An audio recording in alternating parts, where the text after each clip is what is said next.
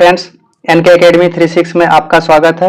आज हम एडुटेरिया 7500 प्लस वस्तुनिष्ठ समान अध्ययन के बुक को देखने वाले हैं, जो कि all state PCS, BSSC, BPSSC, SSC, railway, banking, CDS, NDA, teacher exam के दृष्टिकोण से काफी महत्वपूर्ण बुक है। इस बुक में टोटल 150 प्रैक्टिस सेट है। इस बुक की खासियत यह है कि प्रत्येक सेट में सभी विषय के प्रश्न डाला गया है, जो कि आने वाले एग्जाम के लिए यह बहुत ही शानदार बुक है। इसलिए आप सब जरूर इस बुक को एक बार पढ़ें। फ्रेंड्स, इस वीडियो में प्रैक्टिस सेट 11 और प्रैक्टिस सेट 12 का रिवीजन करने वाले हैं, इसलिए वीडियो में शुरू से अंत तक बने रहें। वीडियो अच्छी लगी तो वीडियो को लाइक करें, और जो भी चैनल को अभी तक सब्सक्राइब नहीं किए हैं तो चैनल को अवश्य सब्सक्राइब कर लें। चलते हैं आज के पहले प्रश्न की ओर। प्रैक्टिस सेट 11 का पहला प्रश्न है, निम्न कथनों में से कौन सा एक सही नहीं है? तो देख लेते हैं इसमें। पहला ऑप्शन है, जब जल का वाष्प दाब वायुमंडलीय दाब के समान हो जाता है तब जल का क्वथन प्रारंभ हो जाता है, तो ये सही है। दूसरा ऑप्शन है, जल सर्वात्रिक विलायक के रूप में जाना जाता है, तो ये भी सही है। तीसरा ऑप्शन है, जल के अस्थायी कठोरता MgCl2 magnesium chloride, CaCl2 calcium chloride और MgSO4 मैग्नीशियम सल्फेट की उपस्थिति के कारण होती है, तो ये भी सही है। तीसरा है, बर्फ का घनत्व जल के घनत्व से अधिक होता है, तो ये गलत हो जाएगा। तो बर्फ का घनत्व कितना होता है? तो बर्फ का घनत्व होती है 0.91 ग्राम प्रति CM3 होती है, प्रति CM3। और जल का घनत्व कितना होती है? तो ये 1 ग्राम प्रति CM3 होती है। तो इस तरह जो है कि बर्फ का घनत्व जल के घनत्व से अधिक नहीं, तो जल का घनत्व जो है कि बर्फ के घनत्व से अधिक होती है। अगला प्रश्न है, ट्रांसफार्मर के क्रोड बनाने के लिए किसका प्रयोग किया जाता है? तो ये हो जाएगा ऑप्शन नंबर डी, नर्म लोहा का प्रयोग किया जाता है। चलते हैं अगले प्रश्न की ओर। अगला प्रश्न है, वातावरण में क्षैतिज ऊष्मा अंतरण को क्या कहा जाता है? तो इसका हो जाएगा ऑप्शन नंबर डी हो जाएगा, अभिवहन का कहते हैं इसको। अगला प्रश्न है, निम्नलिखित कथनों पर विचार कीजिए, उपयुक्त में से कौन सा कथन सही है, सही नहीं है? तो देख लेते हैं इसमें। तो पहला ऑप्शन है, समुद्र में बायोमास का पिरामिड सामान्यतः उल्टा होता है, तो ये गलत हो जाएगा। समुद्र में बायोमास का पिरामिड जो है कि जब पारिस्थितिकी तंत्र में उत्पादक भारी होगा, यानी उत्पादक भारी होगा, तब पिरामिड सीधा बन जाएगा। दूसरा कथन है, एक ही प्रजाति एक ही समय में एक ही पारिस्थितिकी तंत्र में एक से अधिक पोषी स्तर पर रह सकती है, तो ये भी गलत हो जाएगा। इस तरह मेरा ऑप्शन नंबर डी हो जाएगा, ना तो 1 और ना ही 2 सही है। चलते हैं अगले प्रश्न की ओर। अगला प्रश्न है, निम्न में से किस अवस्था में जल की गतिशीलता न्यूनतम होगी?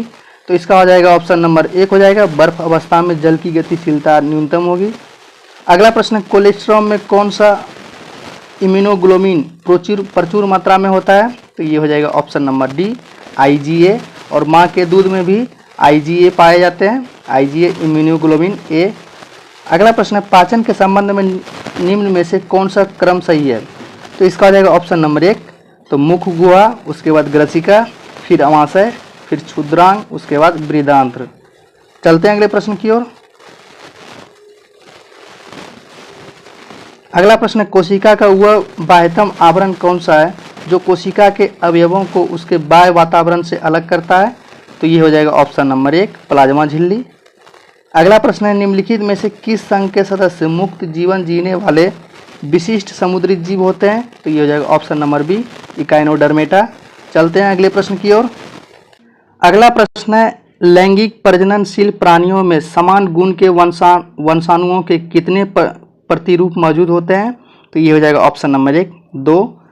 अगला प्रश्न है, किस प्रकार के अंगों की बुनियादी संरचना एवं उत्पत्ति समान होती है परंतु उनके कार्य भिन्न होते हैं? तो ये हो जाएगा ऑप्शन नंबर बी, समजातंग। समजातंग का उदाहरण देख लीजिए, एक होता है मनुष्य का हाथ, और दूसरा जो है कि एग्जाम में बार बार पूछता है, चमगादड़ एवं पक्षियों के पंख, चमगादड़ एवं पक्षियों के पंख। चलते हैं अगले प्रश्न की ओर। अगला प्रश्न है, किस संघ के सभी जंतु खारे जल में पाए जाते हैं? तो ये हो जाएगा ऑप्शन नंबर 1, संघ पोरीफेरा। अगला प्रश्न है, निम्नलिखित कोशिका अंगकों में से कौन पादप कोशिका में पाया जाता है परंतु जंतु कोशिका में नहीं? तो ये हो जाएगा ऑप्शन नंबर 1 हरित लवक। ये पादप कोशिका में पाए जाते हैं लेकिन जंतु कोशिका में हरित लवक नहीं पाया जाता है। चलते हैं अगले प्रश्न की ओर। अगला प्रश्न है निम्नलिखित में से प्रोटोजोआ नहीं है, तो इसमें कौन प्रोटोजोआ नहीं है? तो ये लिकोसोलिन ये प्रोटोजोआ नहीं है। तो कौन कौन से हैं प्रोटोजोआ यानी कवक? तो अमीबा, यूग्लिना और पैरामीशियम, ये सभी जो है कि प्रोटोजोआ है। अगला प्रश्न है निम्नलिखित में से कौन सा एक यकृत का कार्य नहीं है? तो देख लेते हैं इसमें। पहला ऑप्शन है ग्लूकोज का ग्लाइकोजन में रूपांतरण करना, ये यकृत का कार्य है, ये सही है। दूसरा यूरिया का उत्पादन करना, ये भी कार्य है। तीसरा है दवाओं और विषाक्त पदार्थों का विनियमन करना, ये भी सही है। और चौथा है अजीर्ण आहार से खाद्य और जल के अधिक का अवशोषण करना, ये यकृत का कार्य नहीं है। तो ये बड़ी आंत का कार्य है, यानी बड़ी आंत का कार्य है। अगला प्रश्न है अमोघ वर्ष किस वंश से संबंधित था? तो ये अमोघ वर्ष जो है कि राष्ट्रकूट वंश से संबंधित है। चलते हैं अगले प्रश्न की ओर। अगला प्रश्न है भारत में किसके शासनकाल में सबसे पहले राजनीतिक एकता पाई गई? तो ये जो है कि ये मौर्य वंश के शासनकाल में राजनीतिक एकता पाई गई थी। अगला प्रश्न है महान जैन विद्वान हेमचंद किसकी सभा को अलंकृत करते थे? ये हेमचंद जो है कि जयसिंह सिद्धराज की सभा को अलंकृत करते थे। अगला प्रश्न है निम्न में से किसे शेख उल हिंद की पदवी प्रदान की गई थी? तो ये जो है कि शेख सलीम चिश्ती को प्रदान की गई थी। और शेख सलीम चिश्ती की दरगाह कहाँ पे है? दरगाह कहाँ पे है? तो दरगाह जो है कि ये फतेहपुर सीकरी में है, फतेहपुर सीकरी जो कि आगरा में पड़ता है, सीकरी। चलते हैं अगले प्रश्न की ओर। अगला प्रश्न है सूची 1 को सूची 2 के साथ मिलान कीजिए। सूची 1 में राजवंश है और सूची 2 में राज्य क्षेत्र है। तो देख लेते हैं। पहला है गुर्जर प्रतिहार वंश, तो गुर्जर प्रतिहार वंश का राज्य क्षेत्र था गुजरात और राजस्थान। दूसरा है राष्ट्रकूट वंश, तो राष्ट्रकूट वंश का जो है कि राज्य क्षेत्र था पश्चिमी दक्कन। तीसरा है पाल वंश, पाल वंश का राज्य क्षेत्र था बंगाल। चौथा है चोल वंश, इसका राज्य क्षेत्र था तमिलनाडु। तो गुर्जर प्रतिहार वंश के संस्थापक कौन थे? तो ये नागभट्ट प्रथम थे, नागभट्ट प्रथम। और राष्ट्रकूट वंश के संस्थापक कौन थे? तो ये दंती दुर्ग थे। और पाल वंश के संस्थापक कौन थे? तो ये गोपाल थे। और चोल वंश के संस्थापक कौन थे? तो ये विजयालय थे, विजयालय। तो इस तरह हो जाएगा ऑप्शन नंबर डी हो जाएगा 3, 1, 2, 4। चलते हैं अगले प्रश्न की ओर। अगला प्रश्न है निम्न सूफियों में किसने कृष्ण को ओलिया का स्वरूप माना था? तो ये हो जाएगा ऑप्शन नंबर 1 शाह मोहम्मद गोस। अगला प्रश्न है फतू उस सलातीन नामक ग्रंथ के लेखक कौन थे? तो ये हो जाएगा option number B Abdul Malik Islami. अगला प्रश्न है उदयगिरी गुफा लेख में किस गुप्त शासक के विजयों का उल्लेख है? तो यह है चंद्रगुप्त द्वितीय के विजय का उल्लेख है। अगला प्रश्न है भारत का प्रथम महिला विश्वविद्यालय कौन थे? तो भारत का प्रथम महिला विश्वविद्यालय ये ऑप्शन नंबर डी SNDT महिला विश्वविद्यालय, जिसकी स्थापना 1916 ईस्वी में मुंबई में किया गया था, मुंबई। चलते हैं अगले प्रश्न की ओर। अगला प्रश्न है 1930 में डैश की गिरफ्तारी के कारण लोगों ने पेशावर की सड़कों पर प्रदर्शन कर अपना गुस्सा व्यक्त किया था। तो ये हो जाएगा ऑप्शन नंबर 1 खान अब्दुल गफ्फार खान की गिरफ्तार के कारण जो है कि पेशावर सड़कों पर प्रदर्शन कर अपना गुस्सा व्यक्त किया था। अगला प्रश्न 1916 में महात्मा गांधी ने किसे प्रेरित करने के लिए बिहार के चंपारण की यात्रा की थी? तो ये हो जाएगा ऑप्शन नंबर डी किसानों को प्रेरित करने के लिए चंपारण सत्याग्रह किया था। तो महात्मा गांधी को किसने प्रेरित किया था चंपारण आने के लिए? तो ये राजकुमार शुक्ल ने जो है कि राजकुमार शुक्ल ने प्रेरित किया था महात्मा गांधी को चंपारण आने के लिए। चलते हैं अगले प्रश्न की ओर। अगला प्रश्न है 1857 के विद्रोह के प्रमुख कारणों में से शामिल नहीं थे। तो ये कौन से शामिल नहीं थे? तो देख लेते हैं। शिक्षा की नई प्रणाली ये शामिल थे, विधवा पुनर्विवाह अधिनियम ये भी शामिल थे। तीसरा है अफगानिस्तान में भारतीय सिपाहियों का प्रेषण ये भी शामिल थे, तो ये शामिल नहीं होंगे। तो भारतीय और अंग्रेजों के बीच अंतर्विवाह पर रोक लगाने वाला कानून, ये नहीं था 1857 विद्रोह का प्रमुख कारण। तो चलते हैं अगले प्रश्न की ओर। अगला प्रश्न है, निम्नलिखित में कौन सी सिफारिश साइमन कमीशन की नहीं है? तो ये हो जाएगा ऑप्शन नंबर डी, सांप्रदायिक निर्वाचन क्षेत्र को रद्द करना, ये साइमन कमीशन की सिफारिश नहीं है। तो कौन सी सिफारिश है साइमन कमीशन की? तो द्वैत शासन का उन्मूलन, प्रांतों में जिम्मेदार सरकार का विस्तार, ब्रिटिश भारत और रियासतों के संघ की स्थापना करना, ये सभी जो है कि साइमन कमीशन की सिफारिश थी। अगला प्रश्न है, किस व्यक्ति ने सर्वप्रथम इस तथ्य को पहचाना कि निम्न वर्ग, मध्यम वर्ग, किसान, मजदूर और दस्तकार राष्ट्रीय आंदोलन में महत्वपूर्ण भूमिका निभा सकते हैं? तो ये हो जाएगा ऑप्शन नंबर डी, बाल गंगाधर तिलक। चलते हैं अगले प्रश्न की ओर। अगला प्रश्न है, गांधी जी के अनुसार, तो ये हो जाएगा ऑप्शन नंबर डी, साध्य और साधन परस्पर संबंधित है। अगला प्रश्न है, लक्षद्वीप समूह के बारे में निम्नलिखित कथनों पर विचार करें, उपयुक्त में से कौन सा कथन सही है? तो देख लेते हैं इसमें। पहला कथन है, द्वीपों का यह समूह छोटे मूंगा द्वीपों से बना है, तो ये सही है। दूसरा कथन है, पहले इन्हें लेकाद्वीप, मिनिकॉय और अमीन द्वीप के नाम से जाना जाता था, तो ये भी सही है। तीसरा है, तमिलनाडु के कोरोमंडल तट के निकट स्थित द्वीप समूह है, तो ये गलत हो जाएगा। इस तरह मेरा ऑप्शन नंबर बी 1 और 2 सही है। अगला प्रश्न है, श्री हरिकोटा द्वीप बंगाल की खाड़ी को पृथक करता है, तो ये हो जाएगा ऑप्शन नंबर 1, पुलिकट झील से अलग करती है। अगला प्रश्न है, बीती लेबू एवं वानुआ लेबू द्वीप है, तो ये कहाँ पे है? तो ये ऑप्शन नंबर डी, ये फिजी में स्थित है। बीती लेबू एवं वानुआ लेबू द्वीप जो है कि फिजी में स्थित है। अगला प्रश्न है, भारत के पूर्वोत्तर राज्यों की सीमा कुल कितने देशों से मिलती है? तो पूर्वोत्तर राज्यों की सीमा कुल 5 देशों से मिलती है। तो कौन कौन से देश हैं? तो ये नेपाल, उसके बाद भूटान, फिर चीन, फिर म्यांमार, उसके बाद बांग्लादेश। ये सभी 5 देश से जो है कि भारत के पूर्वोत्तर राज्यों की सीमा मिलती है। चलते हैं अगले प्रश्न की ओर।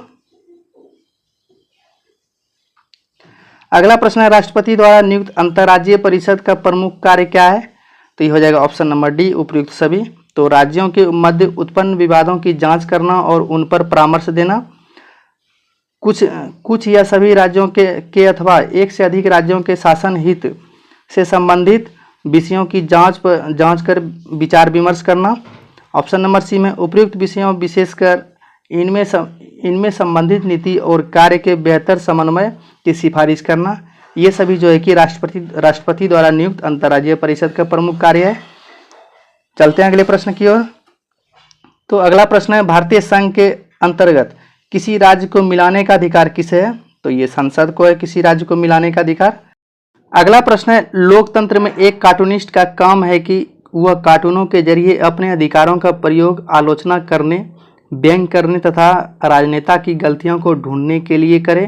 तो यह कथन किसका है? तो यह कथन जो है कि R.K. लक्ष्मण का है। अगला प्रश्न है, भारतीय संविधान मान्यता देता है, तो ये हो जाएगा ऑप्शन नंबर सी, धार्मिक और भाषाई अल्पसंख्यकों को।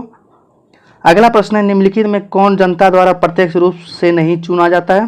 तो ये जो है कि ऑप्शन नंबर सी, जिला परिषद अध्यक्ष जो है कि जनता द्वारा प्रत्यक्ष रूप से नहीं चुना जाता है। चलते हैं अगले प्रश्न की ओर। अगला प्रश्न है, भारतीय संविधान के निम्नलिखित किस अनुच्छेद के अंतर्गत केंद्र सरकार राज्य सरकारों की योजना सहायता प्रदान करती है? तो ये हो जाएगा ऑप्शन नंबर 1, अनुच्छेद 275। अगला प्रश्न है, नाभी मरुस्थल कहाँ स्थित है? तो ये नाभी मरुस्थल जो है कि ये अफ्रीका में स्थित है। ये नाभी मरुस्थल से ही भारत में चीते लाए गए थे, जो कि कुनो नेशनल पार्क में रखा गया था। और कुनो नेशनल पार्क किस राज्य में है? तो ये MP में है। और फिर ये कब लाया गया था? तो ये 17 सितंबर 2022 को लाया गया था। फिर जो है कि 1 साल के बाद 18 फरवरी 2023 को नाभी मरुस्थल से ही जो है कि इसमें 12 और चीते लाए गए थे। अगला प्रश्न है, राजस्थान का प्रसिद्ध पुष्कर मेला 1 वर्ष में कितनी बार आयोजित होता है? तो ये 1 वर्ष में जो है कि 1 बार आयोजित होता है। अगला प्रश्न है, राष्ट्रीय आपदा प्रबंधन प्राधिकरण का अध्यक्ष कौन होता है? तो ये जो है कि प्रायः प्रधानमंत्री होता है। अगला प्रश्न है, निम्न में कौन सा संयुक्त राष्ट्र सतत विकास लक्ष्य जिम्मेदारी पूर्ण खपत और उत्पादन से संबंधित है? तो ये SDG 12 है। चलते हैं अगले प्रश्न की ओर। अगला प्रश्न है, कर्तन श्लेष एवं दहन वर्ण कृषि प्रणाली को भारत के किस राज्य में बेवर के रूप में जाना जाता है? तो ये भारत के जो है कि मध्य प्रदेश में बेवर के नाम से जाने जाते हैं। और राजस्थान में किस नाम से जाने जाते हैं कृषि को? तो राजस्थान में वालरा। और झारखंड में किस नाम से जाने जाते हैं? तो झारखंड में कुरुवा। और आंध्र प्रदेश में किस नाम से जाने जाते हैं? तो ये आंध्र प्रदेश में पोडू या पेंदा के नाम से जाने जाते हैं। अगला प्रश्न है, कौन सा फसल पीला सोना के रूप में प्रसिद्ध है? तो ये पीला सोना के रूप में सरसों प्रसिद्ध है। चलते हैं अगले प्रश्न की ओर। अगला प्रश्न है, पूंजीवादी अर्थव्यवस्था की पद्धति किसको बढ़ावा देती है? तो ये हो जाएगा ऑप्शन नंबर डी, मुक्त उद्यम तथा प्रतिस्पर्धा को बढ़ावा देती है। अगला प्रश्न, कहा जाता है अच्छा बैंकर वह है जो बंधक और डैश के बीच अंतर जानता है। तो ये हो जाएगा ऑप्शन नंबर इसका हो जाएगा बी, विनिमय पत्र। अगला प्रश्न है, किस अभिक्रिया द्वारा ऑक्सीजन बाहरी वातावरण से पौधे की कोशिकाओं तक पहुंचाता है? तो ये हो जाएगा ऑप्शन नंबर 1, विसरण के माध्यम से पौधे की कोशिकाओं तक पहुंचाता है। अगला प्रश्न है, डैश पृथ्वी के वायुमंडल में तीसरी सबसे प्रचुर गैस है। तो तीसरी सबसे प्रचुर गैस है आर्गन, जो कि 0.93% है। और सर्वाधिक प्रचुर मात्रा में कौन सी गैस पाई जाती है? तो ये सबसे ज़्यादा जो है कि नाइट्रोजन गैस पाई जाती है, 78.08%। और सेकेंड नंबर पे कौन से पाए जाते हैं? तो सेकेंड नंबर पे ऑक्सीजन, जो कि 20.95%, लगभग 21% के बराबर पाए जाते हैं। चलते हैं अगले टॉपिक की ओर। अगला इसमें कुछ स्मरणीय तथ्य है, इसको देख लेते हैं। यजुर्वेद के बारे में दिया गया है। तो यजुर्वेद के बारे में पहला पॉइंट है, इसके ऋचाओं को पढ़ने वाले को अधर्व्यू कहा जाता है। अगला पॉइंट है, यज्ञों के नियमों एवं विधि विधानों का संकलन मिलता है इस वेद में। तीसरा है, इस वेद में बलिदान विधि का भी उल्लेख है। अगला पॉइंट है, यह गद एवं पद दोनों में है। दूसरा है, सामवेद से संबंधित है प्रश्न है, तो देख लेते हैं। इसके ऋचाओं को पढ़ने वाले को उदात्री कहा जाता है। अगला पॉइंट है, इस वेद को भारतीय संगीत का जनक कहा जाता है, सामवेद को। अगला पॉइंट है अथर्ववेद। तो अथर्ववेद से संबंधित पॉइंट देख लेते हैं। इसमें पहला पॉइंट है, इसी वेद में सर्वप्रथम औषधि का उल्लेख मिलता है। अगला पॉइंट है, इसमें सभा एवं समिति को प्रजापति की पुत्रियां कहा गया है। नोट इसमें दिया गया है, नोट देखिए क्या है। तो सबसे प्राचीन वेद ऋग्वेद एवं सबसे बाद का वेद अथर्ववेद है। अगला पॉइंट है, यजुर्वेद तथा सामवेद में किसी भी विशिष्ट ऐतिहासिक घटना का वर्णन नहीं मिलता है। ये बार बार क्वेश्चन में एग्जाम में आता है। तो किस वेद में जो है कि ऐतिहासिक घटना का वर्णन नहीं मिलता है? तो यजुर्वेद और सामवेद। अगला है, वेदों की संख्या टोटल कितनी है? तो वेदों की संख्या 4 है, वेदांगों की संख्या 6 है, और पुराणों की संख्या टोटल 18 है, और उपनिषदों की संख्या कुल कितनी है? तो 108 है। ये रहा सेट 11 का डिस्कशन, ये इसका आंसर है, आप लोग मिला लीजिएगा। चलते हैं सेट 12 की ओर। धन्यवाद फ्रेंड्स, आप देख रहे हैं यूट्यूब चैनल NK Academy 36, जिसमें कि एडुटेरिया 7500 प्लस वस्तुनिष्ठ समान अध्ययन के सारे प्रैक्टिस सेट कराया जा रहा है, जिसमें टोटल 150 प्रैक्टिस सेट है। प्रत्येक वीडियो में 2 सेट का रिवीजन कराया जाएगा, इसलिए वीडियो में अंत तक बने रहें। अगर वीडियो आपके लिए हेल्पफुल लगे तो वीडियो को लाइक करें, और चैनल पे नए हैं तो चैनल को अवश्य सब्सक्राइब कर लें। धन्यवाद। चलते हैं अगले प्रश्न की ओर। प्रैक्टिस सेट 12 का पहला प्रश्न है, बोस आइंस्टीन कंडेंसेट की गतिज ऊर्जा होती है। तो ये गतिज ऊर्जा अत्यधिक निम्न होती है। और बोस आइंस्टीन कंडेंसेट क्या है? तो ये जो है कि पदार्थ की 5वीं अवस्था है, 5वीं अवस्था है। अगला प्रश्न है, वैद्युत आवेश को भंडारित करने के लिए प्रयुक्त उपकरण को कहते हैं। तो ये प्रयुक्त उपकरण को संधारित्र कहते हैं। अगला प्रश्न है, गीली चादर को धूप में फैलाने से शीघ्रता से सूख जाती है क्योंकि? तो ये वाष्पीकरण की दर बढ़ जाती है। चलते हैं अगले प्रश्न की ओर। अगला प्रश्न है, निम्नलिखित में से कौन सी गैस जल में घुलने पर अम्लीय विलयन बनाती है? तो ये हो जाएगा option number B, carbon dioxide. अगला प्रश्न है, कार्बनिक यौगिकों की सजातीय श्रेणी में दो क्रमागत सदस्यों के समूह के मध्य समूह का अंतर होता है? तो ये हो जाएगा ऑप्शन नंबर बी CH2। अगला प्रश्न, जस्ता धातु हाइड्रोक्लोरिक अम्ल से क्रिया करके कौन सी गैस निष्कासित करती है? तो ये हो जाएगा ऑप्शन नंबर इसका सी हो जाएगा हाइड्रोजन। तो देख लेते हैं इसका समीकरण क्या है।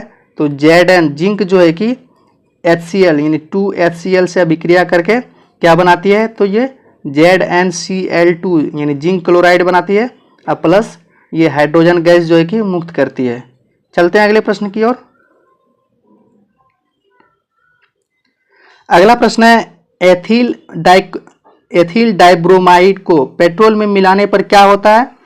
तो ये हो जाएगा ऑप्शन नंबर बी हो जाएगा इसका, यह लेड ऑक्साइड के विलोपन में सहायक होता है।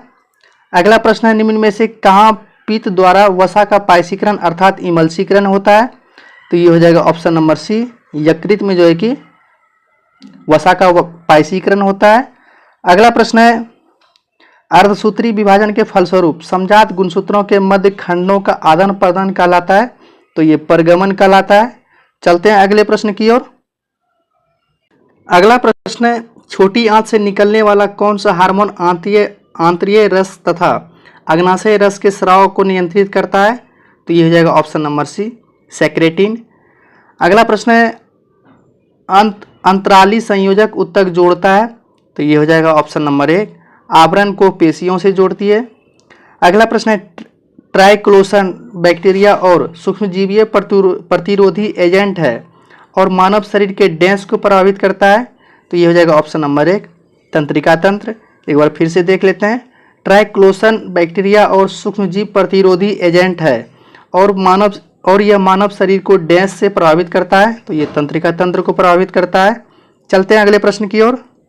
अगला प्रश्न है, हृदय चक्र एक चक्रीय प्रक्रम है जो पाया जाता है? तो ये एक धड़कन में पाई जाती है। अगला प्रश्न, जैव आवर्धन से तात्पर्य है? तो इसका हो जाएगा ऑप्शन नंबर बी, उत्तरोत्तर पोषण स्तरों के जीवों में पीड़कनाशियों की मात्रा का बढ़ना। अगला प्रश्न, अनावृत बीजियों में पत्र कलिका द्वारा वर्धी प्रजनन किसमें देखा जाता है? तो ये साइकस में देखा जाता है। चलते हैं अगले प्रश्न की ओर।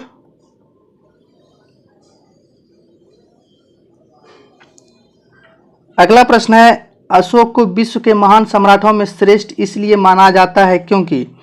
तो इसका आ जाएगा ऑप्शन नंबर बी, उसने नैतिकता के उच्चतम आदर्शों द्वारा शासन किया था। अगला प्रश्न है, चोल शासक राजराज प्रथम ने तंजौर के बृहदेश्वर मंदिर का निर्माण करवाया था। यह मंदिर किस देवता को समर्पित है? तो यह मंदिर जो है कि शिव देवता को समर्पित है, बृहदेश्वर मंदिर। चलते हैं अगले प्रश्न की ओर। अगला प्रश्न है, मिस्र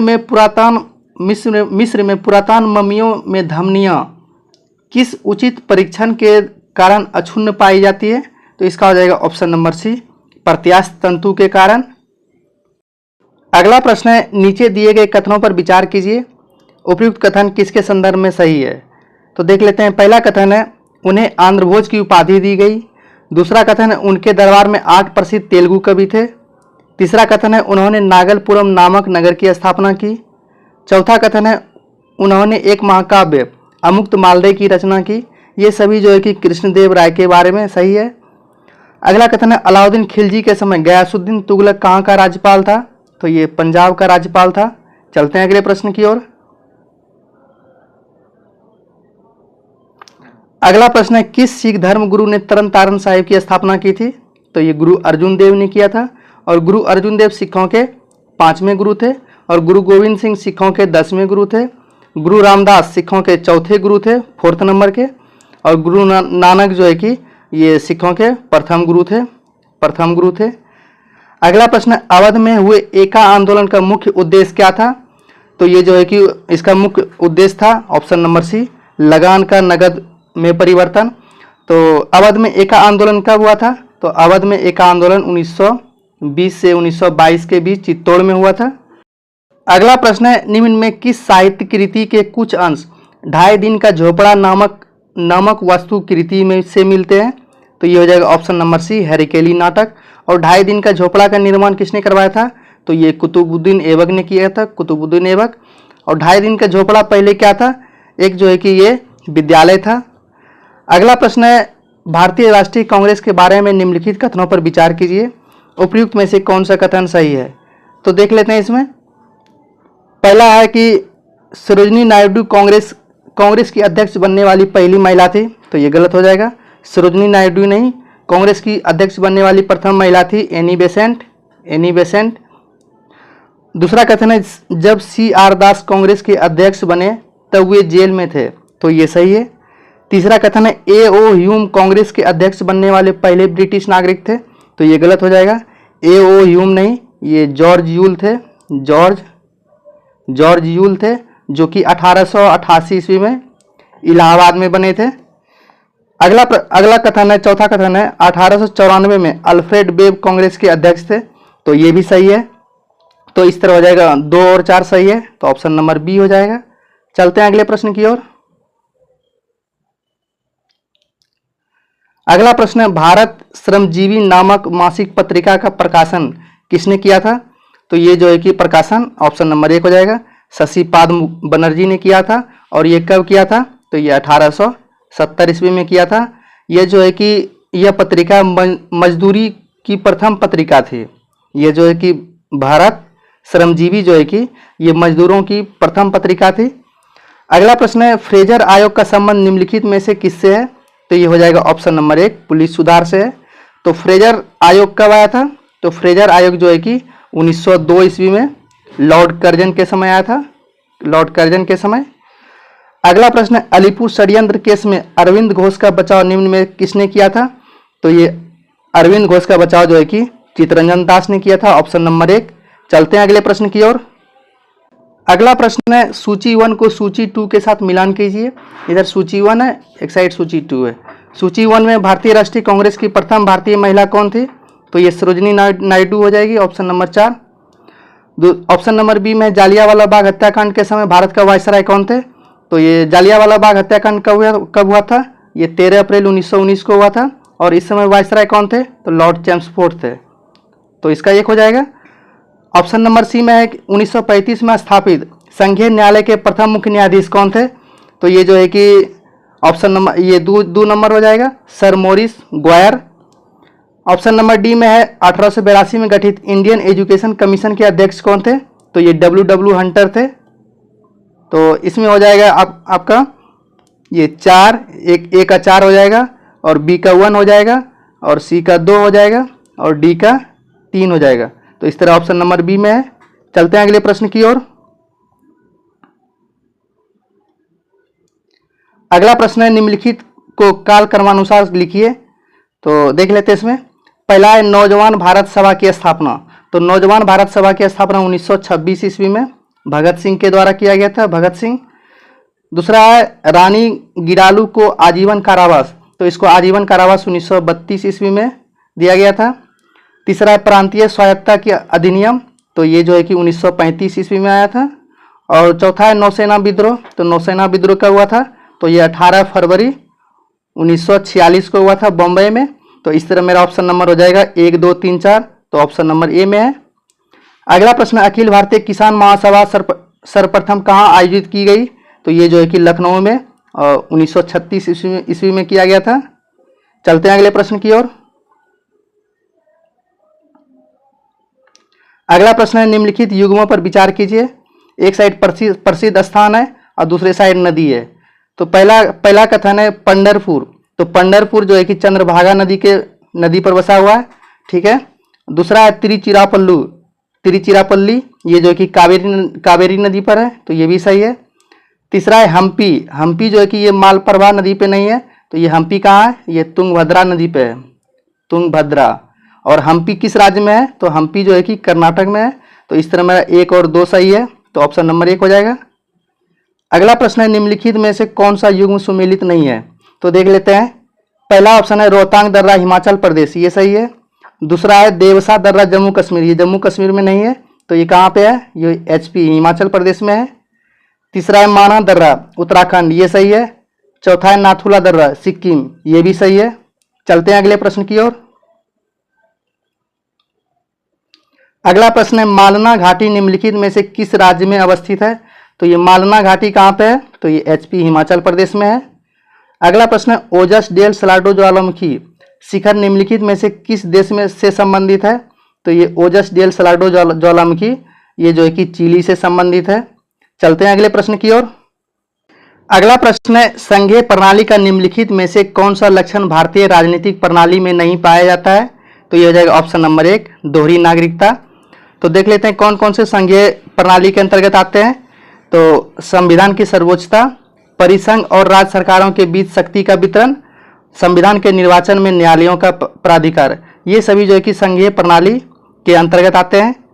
अगला प्रश्न है, सफलतापूर्वक कार्य करने हेतु पंचायत को पूरे सहयोग के लिए किसकी जरूरत पड़ती है? तो ये हो जाएगा ऑप्शन नंबर 1 स्थानीय जनता की जरूरत पड़ती है। चलते हैं अगले प्रश्न की ओर। अगला प्रश्न है, भारत का संविधान का भाग 14 जो है कि संबंधित है। तो ये भाग 14 है, ऑप्शन नंबर बी हो जाएगा संघ और राज्यों के अधीन सेवाएं। अगला प्रश्न है, निम्नलिखित में से भारत में मौलिक कर्तव्य कौन सा है? तो ये हो जाएगा ऑप्शन नंबर बी हमारी मिली जुली संस्कृति के समृद्ध विरासत को संरक्षित करना व महत्व प्रदान करना। चलते हैं अगले प्रश्न की ओर। अगला प्रश्न है, भारत का नियंत्रक एवं महालेखा परीक्षक CAG किसके लिए मुख्य लेखाकार तथा परीक्षक के रूप में कार्य करता है? तो ये हो जाएगा ऑप्शन नंबर सी संघ तथा राज्य सरकार। और भारत का नियंत्रक एवं महालेखा परीक्षक अनुच्छेद कितने में है? तो ये अनुच्छेद 148 के अंतर्गत आते हैं। अगला प्रश्न है, निम्नलिखित युग्मों में से कौन सा सही सुमेलित नहीं है? तो पहला है राष्ट्रपति के पदावधि अनुच्छेद 56, तो ये सही है।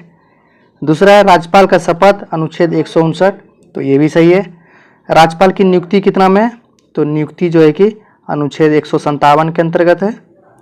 अगला प्रश्न अगला है कृषि तथा पशुपालन में सुधार अनुच्छेद 48, तो ये भी सही है। चौथा ऑप्शन है मूल अधिकारों की रक्षा उच्चतम न्यायालय द्वारा अनुच्छेद 226, तो ये गलत हो जाएगा। मूल अधिकारों की रक्षा उच्चतम न्यायालय द्वारा ये अनुच्छेद 32 के तहत है, अनुच्छेद 32। अगला प्रश्न है, निम्न में से कौन सा एक प्रक्षेपण वाहन तकनीक नहीं है? तो ये हो जाएगा ऑप्शन नंबर बी MSLV, ये नहीं है। तो कौन कौन से हैं? तो GSLV geo synchronous satellite launch vehicle, ASLV augmented satellite launch vehicle और PSLV polar satellite launch vehicle, ये सभी जो है कि प्रक्षेपण वाहन तकनीक है। चलते हैं अगले प्रश्न की ओर। अगला प्रश्न है, मुंडारी नृत्य का संबंध किस भारतीय राज्य से है? तो ये मुंडारी नृत्य जो है कि झारखंड राज्य से संबंधित है। अगला प्रश्न है, निम्न में किस समूह के सभी चारों देश G20 के सदस्य हैं? तो ये हो जाएगा option number B Argentina, Mexico, दक्षिण अफ्रीका, तुर्की। और अभी देख लेते हैं G20 के बारे में। तो इधर अभी 18वां जो है कि 18वां G20 सम्मेलन 2023 में कहाँ संपन्न हुआ? तो ये दिल्ली में संपन्न हुआ, भारत मंडपम। और G20 का 21वां सदस्य देश कौन बना? तो EU अफ्रीकी यूनियन बने हैं। चलते हैं अगले प्रश्न की ओर। अगला प्रश्न है, बधाई लोकगीत उत्तर प्रदेश के किस क्षेत्र का प्रसिद्ध लोकगीत है? तो ये हो जाएगा ऑप्शन नंबर 1 पूर्वांचल। अगला प्रश्न है, सिल्वर फाइबर क्रांति का संबंध किससे है? तो ये सिल्वर फाइबर क्रांति ये कपास से संबंधित है। अगला प्रश्न है, मूंगा रेशम भारत के किस राज्य से संबंधित है? तो ये मूंगा रेशम असम से संबंधित है। अगला प्रश्न, अर्थ आवर प्रोग्राम कब शुरू किया गया? तो ये अर्थ आवर प्रोग्राम जो है कि 2007 में शुरू किया गया था। चलते हैं अगले प्रश्न की ओर। अगला प्रश्न है, विशेष आहरण अधिकार SDR की सुविधा किस में उपलब्ध है? तो ये IMF में उपलब्ध है। तो IMF का फुल फॉर्म क्या होता है? तो इंटरनेशनल मॉनेटरी फंड, जिसकी स्थापना जो है कि 1945 ईस्वी में किया गया है। इसका मुख्यालय कहाँ IMF का? तो ये वाशिंगटन DC में है, वाशिंगटन DC। अगला प्रश्न है, निम्नलिखित में से कौन सा विश्व का सबसे अधिक जनसमूह का प्रतिनिधित्व करता है? तो ये हो जाएगा ऑप्शन नंबर 1 पूर्वी एशिया। चलते हैं अगले प्रश्न की ओर। अगला प्रश्न है, पर्यावरण निम्नलिखित में से किससे नहीं बनता है? तो ये हो जाएगा ऑप्शन नंबर डी कृत्रिम घटकों से नहीं बनता है। तो किससे किससे बनता है पर्यावरण? तो जीवीय घटकों से, अजैव घटकों से और भू आकृति घटकों से। थैंक यू फ्रेंड्स, अंत तक बने रहने के लिए। ये सेट 12 का डिस्कशन था, ये इसका आंसर है, आप लोग मिला लीजिएगा। मिलते हैं नेक्स्ट वीडियो में, धन्यवाद।